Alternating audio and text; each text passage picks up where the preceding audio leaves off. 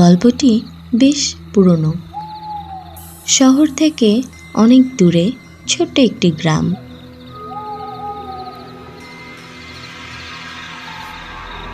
গ্রামের মানুষজন খুবই সাধারণভাবে জীবনযাপন করে। আধুনিকতার ছোঁয়া গ্রামে দেখা যায় না।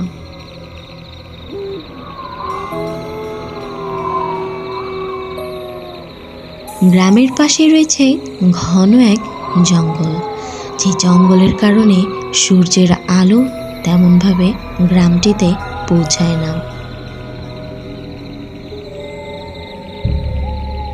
জঙ্গল দিয়ে গ্রামে প্রবেশ করতে হতো দেখে সন্ধ্যার পর কেউই ঘর থেকে তেমন বের হতো না, কেননা দিনের বেলায় জঙ্গলটি যতটা সাধারণ মনে হলেও রাতের বেলা ছিল ঠিক ততটাই কঠিন। গ্রামের মানুষদের বলতে শোনা যেত, সন্ধ্যার পর এই জঙ্গলে যদি কেউ প্রবেশ করে তাকে সকালবেলা জীবিত পাওয়া যেত না।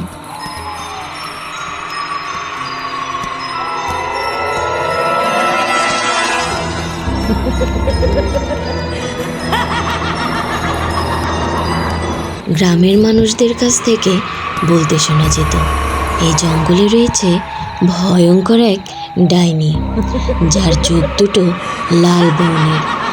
প্রায়ই জঙ্গলের মধ্যে থেকে ভেসে আসতো তার বিকট কান্নার আওয়াজ।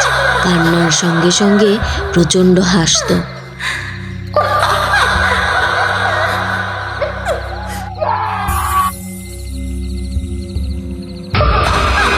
তার এমন বিদঘুটে হাসি আর কান্নার আওয়াজে স্তব্ধ হয়ে যেত পুরো জঙ্গল। পশু পাখিগুলোও যেন আতঙ্কে থাকতো। তাহের এই গ্রামের এক যুবক। প্রতিদিনের মতো সে বাজার থেকে বাড়ি ফিরছিল, তবে আজ যেন তার একটু বেশিই দেরি হয়ে গেল। তার গা ঝিমঝিম করে আসছে। চারদিকের এমন নীরব স্তব্ধতায় তার ভেতরটা যেন হাহাকার করছে। সে বুঝতে পারছে না কি করবে, কেননা সে জানতো গ্রামের এই জঙ্গলটি মোটেও ভালো না। কিন্তু কি করবে, অন্য কোনো পথ দিয়ে যাওয়ার উপায় নেই। হঠাৎ কার যেন কান্নার আওয়াজ ভেসে আসছে। মনে হচ্ছে কেউ বিপদে পড়েছে, কান্নার আওয়াজ পাচ্ছি, কিন্তু এই গভীর রাতে কে কান্না করবে? আমি তো কিছুই বুঝে উঠতে পারছি না। তাহের মুখ তুলে সামনের দিকে তাকালো। তাকাতেই তার চোখ দুটো ভয়ে ছানা ভরা হয়ে গেল। সে দেখল তার চোখের সামনে মগডালে বসে রয়েছে বিভৎস এক নারী। পরনে রয়েছে লাল রঙের এক বেনারসি। সারা গায়ের মধ্যে কেমন সাদা বর্ণ রং ধারণ করেছে।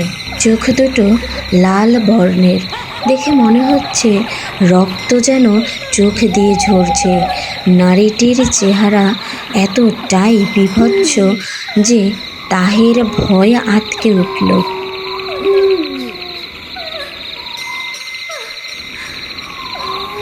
এই কে তুমি? কে তুমি? তুমি তুমি আমার কাছে কি চাও? এ কথা বলতেই নারীটি বিভৎস সুরে হাসতে শুরু করলো। ভয়ে আতঙ্কে সে দিগন্ত মাঠ পেরিয়ে জঙ্গলের মধ্যে চলে আসলো। চারিদিকে কুয়াশার অন্ধকারে গাছগুলো যেন দানবীয় রূপ ধারণ করেছে। সঙ্গে সঙ্গে সেই বিভৎস নারীর তার চোখের সামনে এসে হাজির হলো। কি তার অঙ্গভঙ্গি, চাহনি!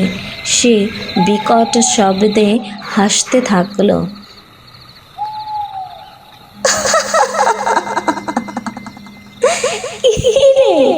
পালিয়ে যাবি আমার কাছ থেকে?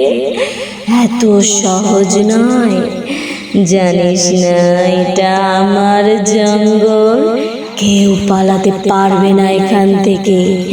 যেমন যেমন তোরা তোরা সেদিন আমাকে বাঁচতে দিলি না, শেষ করে দিলি আমার নিথর দেহটাকে।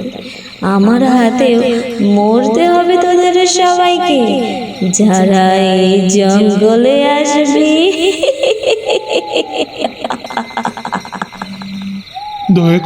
দয়া করে আমাকে বাঁচতে দাও। আমি তো তোমার কোনো ক্ষতি করিনি। আমাকে মেরো না, আমাকে মেরো না। ঠিক ঠিক এভাবেই আমি সেদিন চিৎকার করেছিলাম, কেউ আমার কথা শুনেনি, আমারও কোনো দোষ ছিল না। তাহলে আমাকে কেন মরতে হলো? আমিও তোদের কাউকেই বাঁচতে দেব না। এ কথা বলেই ভয়ঙ্কর সেই নারী অবয়ব তাহেরকে সঙ্গে নিয়ে কোথায় যেন কুয়াশার সঙ্গে হাওয়ায় মিলিয়ে গেল। আর তাদের কাউকেই দেখা গেল না জঙ্গলে। পরের দিন সকালবেলা গ্রামবাসীরা জঙ্গলের মধ্যে তাহেরের সেই গরুর গাড়িটি দেখতে পেল, কিন্তু তাহেরকে কোথাও আর খুঁজে পাওয়া গেল না। তাহেরকে কি আর কখনো খুঁজে পাওয়া যাবে? প্রশ্নটা থেকেই যায়। বন্ধুরা, গল্পটি ভালো লাগলে লাইক, কমেন্ট এবং সাবস্ক্রাইব করতে ভুলবেন না। আশা করি পাশে থাকবেন।